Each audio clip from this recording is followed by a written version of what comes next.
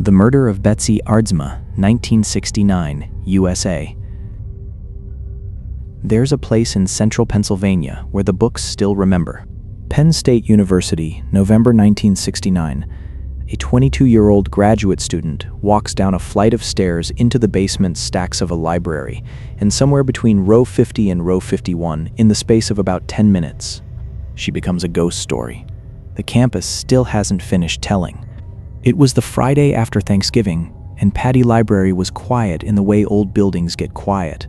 Not empty, just hushed, the kind of hush that swallows footsteps and small sounds.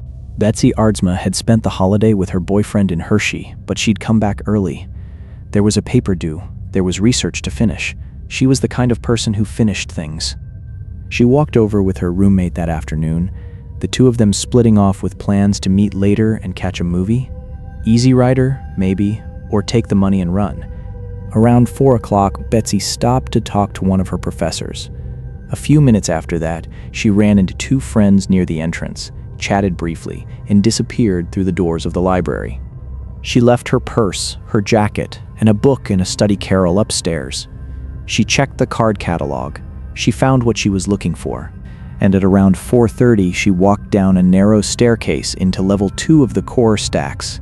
A maze of tight aisles, low ceilings, and a fluorescent hum that didn't quite reach into the corners.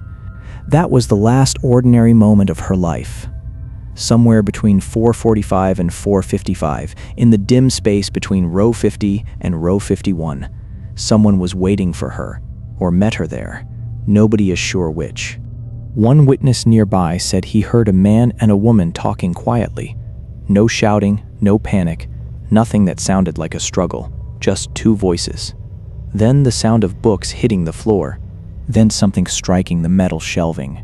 A single thrust of a knife went into Betsy's chest, through her left breast, through her pulmonary artery, into her heart.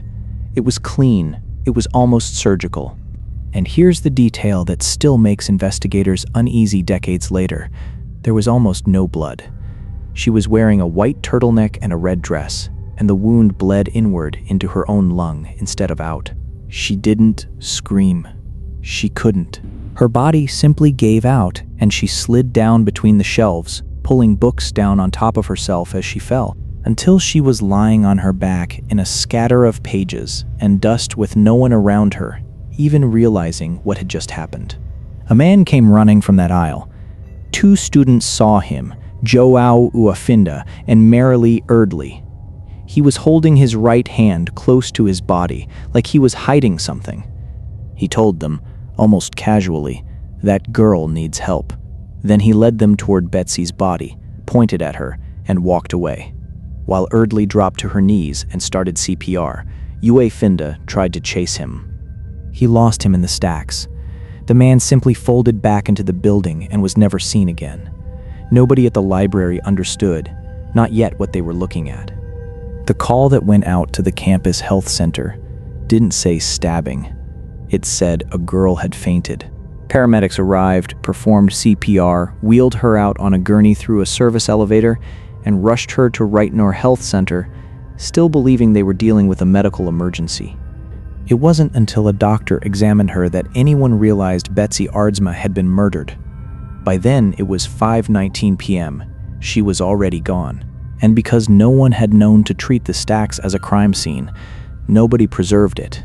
Staff cleaned up the fallen books. They mopped the floor.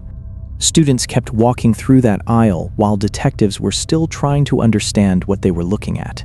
Whatever evidence had existed in that narrow corridor between the shelves had already been swept away before the first real investigator arrived. The man who'd led the witnesses to the body was eventually sketched from memory. Brown hair, around 6 feet tall, a sports coat and tie, maybe glasses. That sketch went out. It matched no one. Police questioned thousands of men that winter. They got nowhere. One name kept surfacing, though, and it's the name that still haunts the case. Richard Hafner, a geology graduate student who'd briefly dated Betsy before she ended things, choosing to stay loyal to her boyfriend instead. When investigators interviewed him, he said he'd been eating dinner across campus when he heard the rumors of a murder. He said he felt sick when he learned it was her. He said he'd never set foot in that library. He always got his research material from a different building entirely, but there was an identikit sketch made by a desk clerk that was never released to the press. People who saw it later said it looked unsettlingly like Hafner. Investigators at the time cleared him.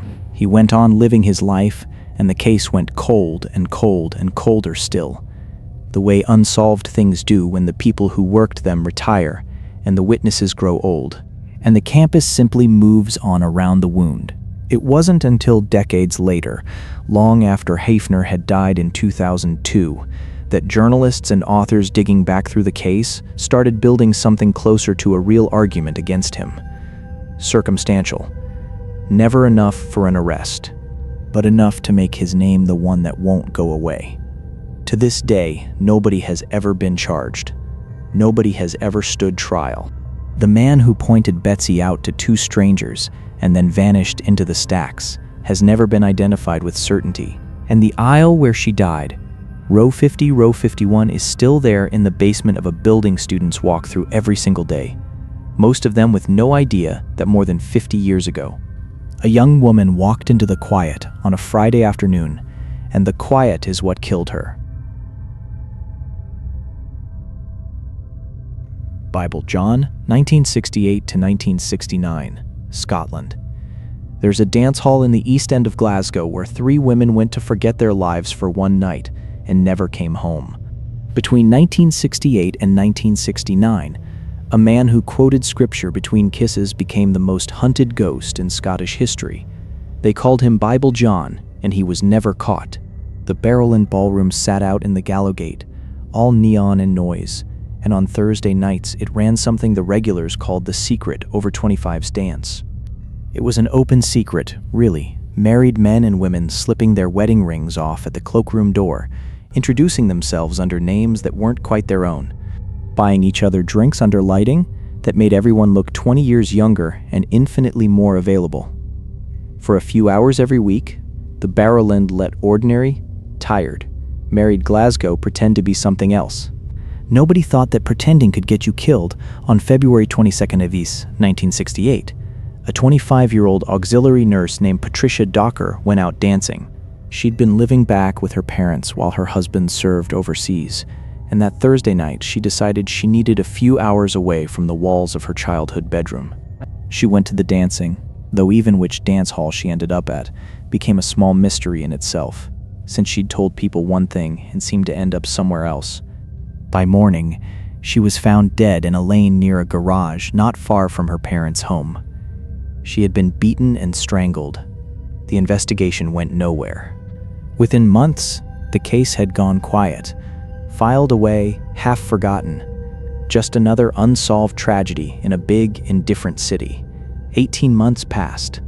Then on the 16th of August 1969, a 31 or 32-year-old mother of 3 named Jemima MacDonald Mima, to the people who loved her, dropped her 3 children off with her sister and went out for a night at the Barrel Inn.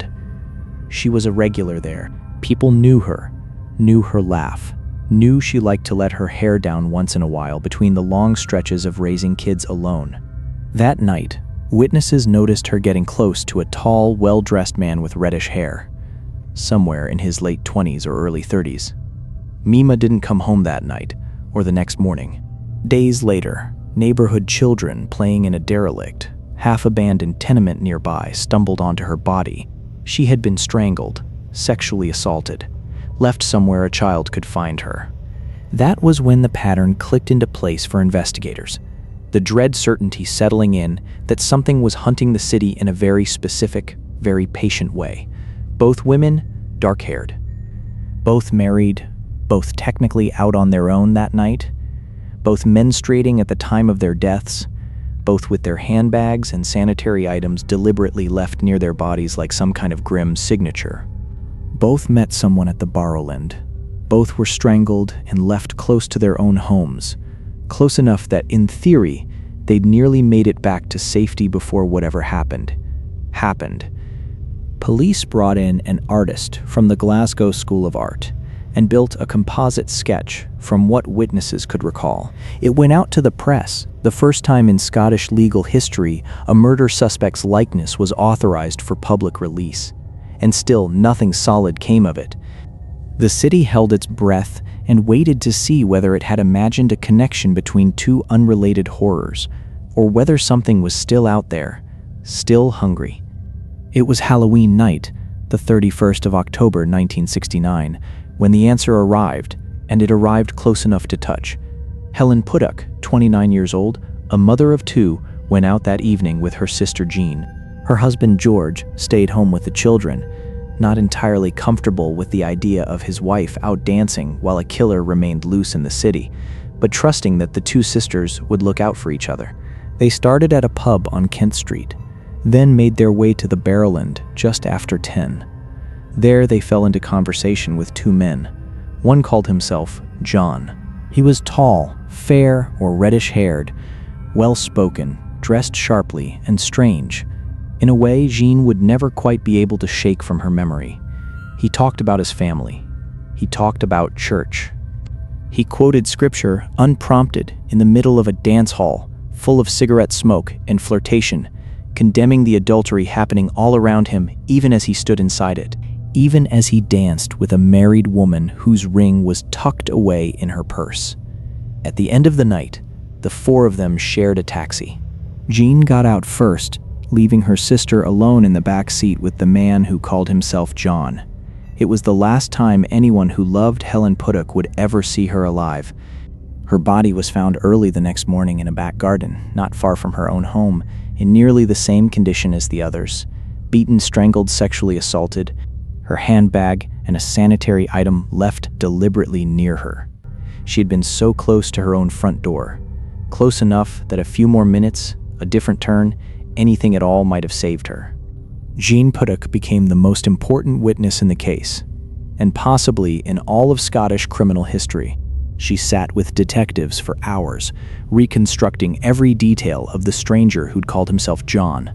His manner, his voice, his Glasgow accent, his height, his hair, his strange, sermonizing fixation on sin while standing in a room built for exactly the kind of sin he claimed to despise. From her account and from fragments gathered from the earlier murders, police built a new composite drawing. The press did the rest. They called him Bible John, and the name stuck so completely that it has outlived every theory, every suspect, every false confession for over 50 years. What followed was, at the time, the largest manhunt in the history of Scottish policing. More than 100 detectives, over 50,000 statements taken. Roughly 5,000 men questioned, dragged in, compared against a sketch-and-a-half remembered voice. Taxi drivers were interviewed by the hundreds, trying to retrace exactly how these women had traveled home that final night. An anonymous letter arrived from a woman who may have seen something, who may have known something. Police begged her publicly to come forward. She never did. And then, as suddenly as he'd appeared, he stopped. No more bodies. No more sightings at the Barrowland. No more sermons whispered into the ear of a stranger on a dance floor. Bible John simply closed the door behind him and walked back out into the ordinary ticking world, and the world let him go. In the decades since, his name has been pinned to a parade of men who were each in turn cleared. A police officer, some claimed, hiding in plain sight inside the very investigation meant to catch him. A Glasgow man, identified by an old friend, traced as far as the Netherlands, eliminated. Most chillingly, the convicted serial killer Peter Tobin, a man known to have prowled Glasgow in exactly this period, known to have met at least one woman at that very ballroom, became for years the investigation's leading theory. Before his own pattern of burying victims, rather than leaving them out in the open, quietly broke the resemblance apart. DNA, when it was finally tested decades later, came back inconclusive. Time had already taken what evidence there was. To this day, nobody knows who he was. Nobody knows where he went, or why he simply stopped. Somewhere in Glasgow's old records sits a composite sketch of a tall man with reddish hair and a stranger's borrowed name, a man who danced with three women, quoted them verses about sin and judgment, and then walked them, one by one, to the edge of their own front doors and into the dark.